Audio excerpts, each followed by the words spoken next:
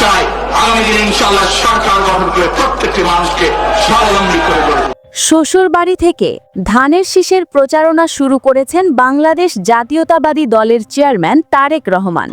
সিলেটের দক্ষিণ সুরমার বিরাহিমপুরে শ্বশুরবাড়িতে এক আবেগঘন পরিবেশে নির্বাচনী গণসংযোগ ও প্রচারণার আনুষ্ঠানিক সূচনা করেন তিনি।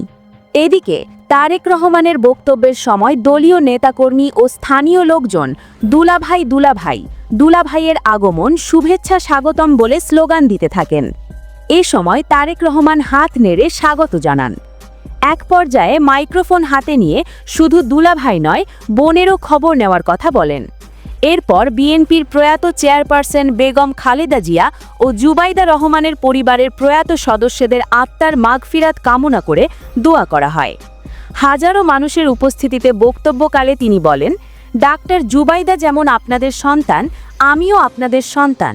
আমার দাবি রয়ে গেল যাতে 12 তারিখে এই এলাকা থেকে ধানের শীষ বিজয়ী হয়। আপনাদের কাছ থেকে এই জবান নিয়ে গেলাম। এর আগে তিনি হজরত শাহজাহাল রহমতুল্লাহি ও হজরত শাহপরান রহমতুল্লাহির মাজার জিয়ারত করেন। মাজার জিয়ারত শেষে তিনি শ্বশুরবাড়িতে যান। এ সময় তারেক রহমানের সঙ্গে তার স্ত্রী জুবাইদা রহমান সহ দলীয় নেতাকর্মী উপস্থিত ছিলেন।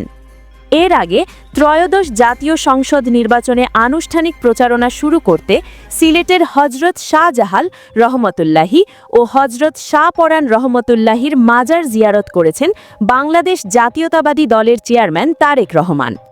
রাত 9টার দিকে মাজার জিয়ারত করেন তিনি। মাজার জিয়ারতের আগে তিনি নামাজ আদায় করেন। পরে তিনি মুক্তিযুদ্ধের সর্বাধিনায়ক বঙ্গবীর জেনারেল এম.এ.জি. ওসমানীর কবরও জিয়ারত করেন। এ সময় তার সঙ্গে স্ত্রী জুবাইদা রহমান ও বিএনপি নেতারা উপস্থিত ছিলেন। এদিকে মাজার জিয়ারতের উদ্দেশ্যে বিমানবন্দর থেকে বাসে করে যাত্রা শুরু করেন তারেক রহমান। আসার পথে সড়কের দুপাশে দাঁড়িয়ে তাকে অভ্যর্থনা জানান নেতাকর্মীরা। রাত 9:15টার দিকে হাজারো মানুষের ভিড় ঠেলে মাজারের ভেতরে প্রবেশ করেন তিনি। দর্শক, তারেক জিয়া কি পারবে জামায়াতকে পরাজিত করে প্রধানমন্ত্রী হতে? কমেন্টে হ্যাঁ অথবা না লিখে জানিয়ে দিন আপনার মূল্যবান মতামত।